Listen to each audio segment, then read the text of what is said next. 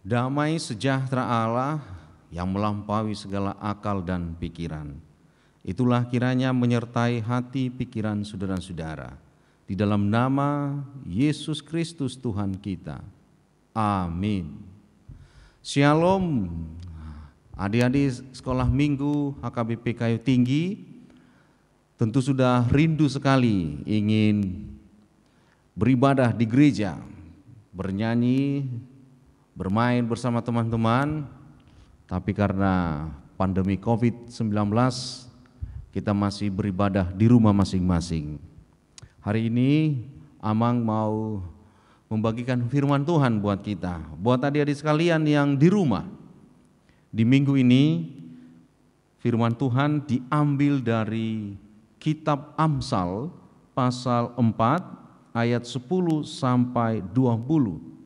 Bagi adik-adik, mari buka Alkitabnya dan dibaca di rumah. Amang akan membacakannya dari sini.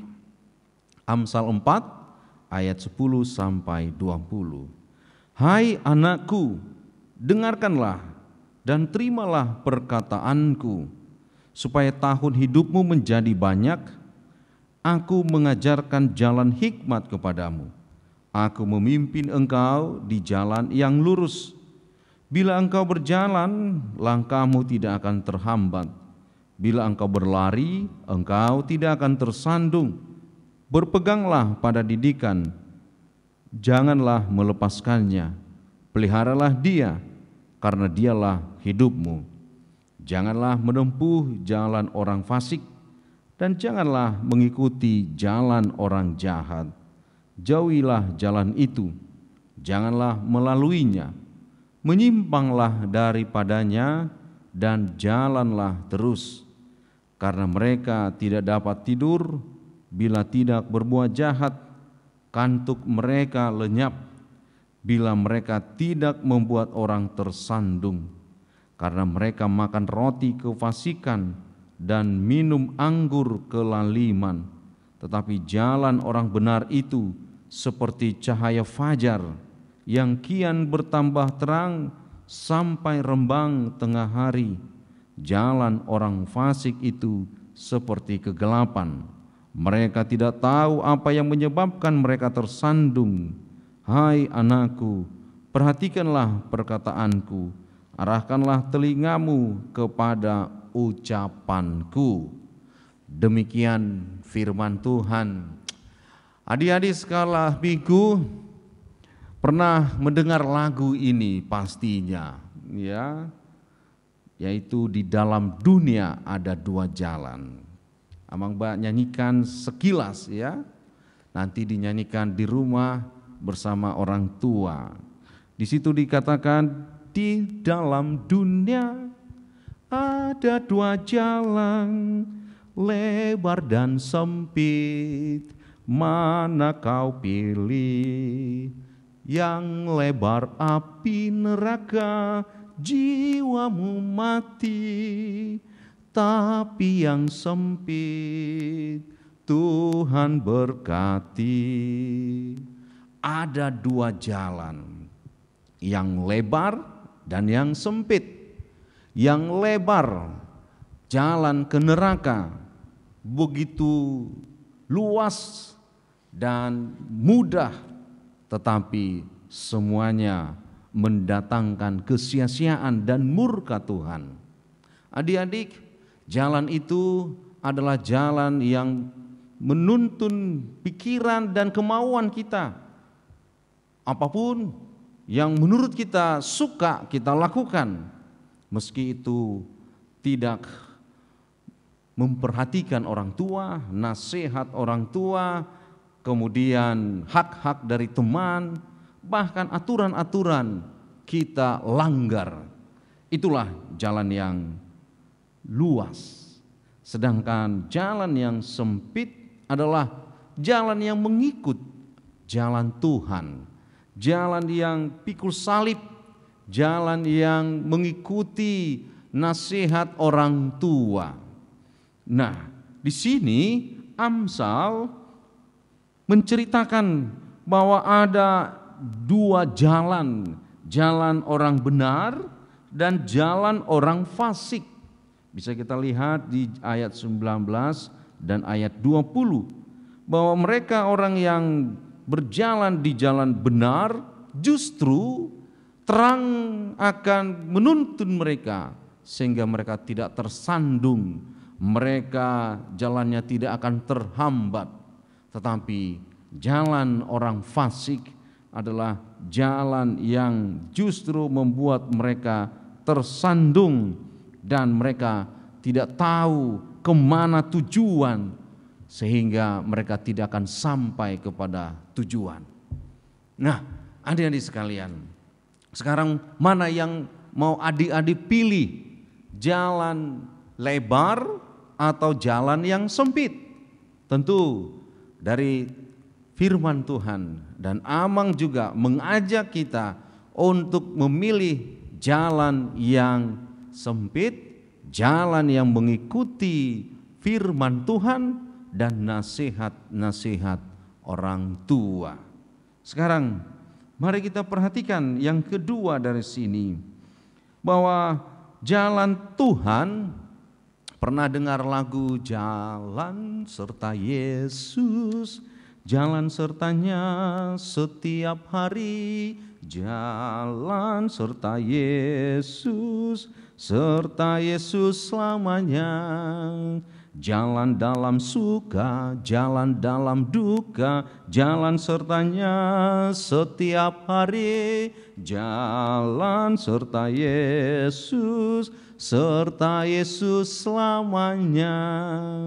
Kalau kita jalan serta Yesus, meskipun kita melewati suka dan duka, meskipun kita melewati rintangan dan tantangan, yakinlah adik-adik sekalian akan menemukan tujuan dan Tuhan akan menolong. Tuhan akan beserta dengan kita. Begitu juga dengan siapapun orang percaya, orang Kristen, orang tua dan anak muda. Kalau kita pilih jalan yang sempit tadi, jalan beserta Yesus, kita akan tiba kepada tujuan dan kita akan ditolong oleh Tuhan Allah. Katanya di firman Tuhan ini di Amsal ayat 14, janganlah menempuh jalan orang fasik karena mengikuti orang jahat, dan itu akan membuat kita akan dimakan oleh si jahat dan kita tidak akan tiba kepada tujuan. Oleh karena itu, mari kita jalan ikut Yesus. Sekarang, kalau mau jalan ikut Yesus itu seperti apa? Jalan ikut Yesus itu, adik-adik sekalian, adalah jalan yang tidak melakukan perbuatan jahat yang bertentangan dengan firman Tuhan. Tidak boleh berbohong, tidak boleh mencuri, tidak boleh yang namanya mengucapkan saksi dusta, bahkan harus kita mengasihi orang tua dan sebagainya. Adik-adik sekalian, katanya bahwa Tuhan itu akan melihat apa yang kita perbuat di muka bumi ini. Meskipun kita seolah-olah katanya berjalan di jalan Tuhan, tapi sebenarnya tidak. Tuhan tahu, sama seperti lagu ini. Mata Tuhan melihat apa yang kita perbuat, apa yang baik, apa yang jahat. Oleh sebab itulah jangan berbuat jahat. Ingat, Tuhan melihat. Sekali lagi ya, mungkin adik-adik belum pernah dengar ini, kita ulangi supaya bisa ingat dan tahu lagu ini. Mata Tuhan melihat apa yang kita perbuat, apa yang baik, apa yang jahat. Oleh sebab itulah jangan berbuat jahat. Ingat, Tuhan melihat. Jadi meskipun kita melakukan yang baik, Tuhan tahu. Dan Dia akan membalaskan kebaikan kita. Sebaliknya, kalau kita melakukan yang jahat, Tuhan juga tahu. Meskipun tidak ada orang yang tahu, Tuhan akan membalaskan semuanya kejahatan-kejahatan kita dengan hukumannya.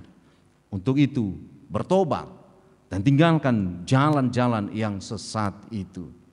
Nah, sekarang adik-adik sekalian, bagaimana jalan Tuhan yang diminta? Yang diminta di sini jelas di ayat 10 sampai dengan ayat yang ke-13. Dikatakan, aku mengajarkan jalan hikmat kepadamu. Jalan hikmat. Jalan hikmat itu akan memimpin kita di jalan yang lurus. Jalan hikmat adalah jalan yang bagaimana firman Tuhan menuntun kita.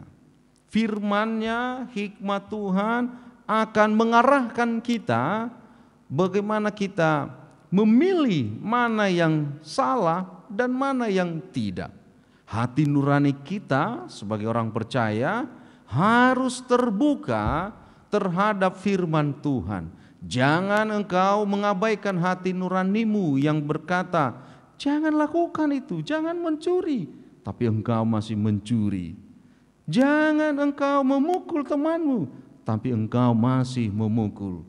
Hati nurani itu sebenarnya juga adalah suara Tuhan, dan itu di dalamnya tersimpan hikmat Tuhan.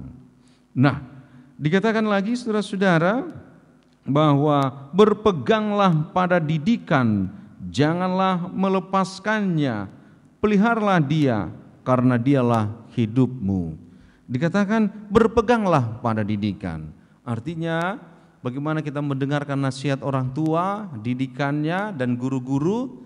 Bahkan kita pun harus mencintai pendidikan kita, gereja kita, firman Tuhan. Itu merupakan sumber juga bagi didikan. Kita harus terus bertumbuh, kita harus terus meningkatkan kualitas diri kita dengan didikan-didikan yang diberikan. Pelihara itu. Pelihara berarti kita harus memberikan hati, pikiran, waktu, dan bisa jadi harus berkorban. Jangan hanya terus main game ya adik-adik ya. Jangan hanya terus yang kalian sering lakukan. Ya, bermain tanpa harus mau mendengarkan orang tua. Belajarlah, dengarkanlah firman Tuhan, dan terus cintai didikan-didikan itu. Karena itu katanya akan berguna bagi hidupmu. Sekarang, apa untungnya kita berjalan di jalan Tuhan? Apa untungnya kita berjalan dengan hikmat dan didikan Tuhan? Ternyata dikatakan jelas sekali di ayat 10, supaya tahun hidupmu menjadi banyak.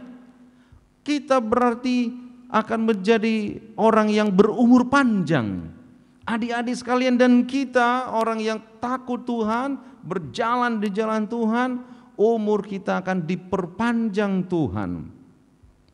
Tentu kalian enak dan suka. Amang juga suka umur panjang dan banyak orang yang suka. Tapi bukan hanya sekedar umur panjang, tetapi bagaimana kita juga menunjukkan yaitu kesempatan-kesempatan yang memuliakan nama Tuhan, membawa perubahan, membawa kebaikan, dan terus memberitakan dan menjadi saksi Kristus bagi siapapun dalam hidupmu. Oleh karena itu, untungnya bukan kepada orang lain kalau kita berjalan-jalan di jalan Tuhan, bukan kepada orang lain kalau kita berjalan di jalan hikmat Tuhan. Justru untuk kita akan panjang umur, Tuhan akan menolong kita, kita tidak akan tersandung, dan Tuhan akan memberkati kita. Adik-adik sekalian, dimanapun berada, bersama orang tua, abang, adik, saat kita beribadah, semoga ibadah ini memberkati kita dan kita akan bertemu di minggu-minggu yang akan datang. Semoga adik-adik diberkati Tuhan. Amin. Kita berdoa. Bapa kami yang di sorga, kami bersyukur ya Tuhan Allah buat firman-Mu yang telah kami dengarkan.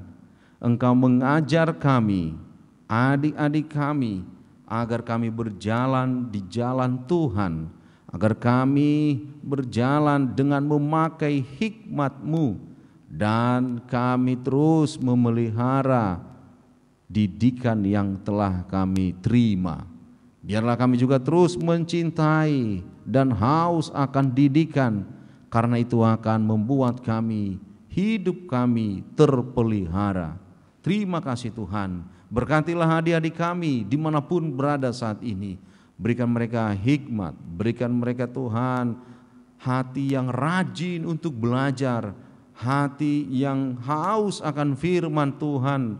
Adik-adik yang mau mendengarkan nasihat-nasihat orang tuanya. Terima kasih Tuhan, di tengah pandemi COVID ini kami belum bisa datang ke hadirat-Mu di dalam persekutuan di gereja, tapi kami yakin dan percaya Engkau hadir bersama-sama adik-adik kami di rumah, karena Engkau juga hadir di dalam rumah mereka masing-masing. Terima kasih Tuhan, berkat-Mu melimpah bagi kami. Berkati gereja-Mu, berkati jemaat-Mu HKBP Kayu Tinggi. Dalam nama Yesus Kristus kami berdoa. Amin.